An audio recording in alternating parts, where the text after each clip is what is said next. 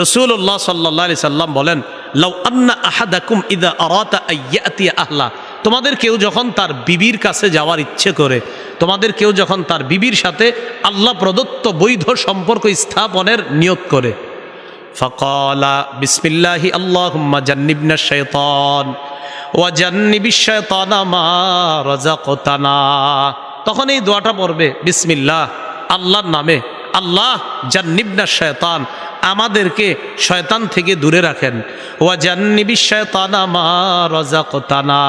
আল্লাহ আমাদেরকে যে সন্তান দিবেন এই সন্তান থেকেও শয়তানকে আপনি দূরে রাখেন। নবীজি বলেন, ইন্নাহু ইয়ুকদ্দার বাইনাহুমা ওয়ালাদ, তাদের এই সম্পর্ক যেটা দোয়ার মাধ্যমে করছে সম্পর্কটা, এই সম্পর্কে যদি আল্লাহ কোনো সন্তান দেওয়ার ফায়সালা করেন, লাম ইয়াদুররুহু শাইতানুন আবাদা, এই সন্তানকে শয়তান কখনো কোনো ক্ষতি করতে পারবে না।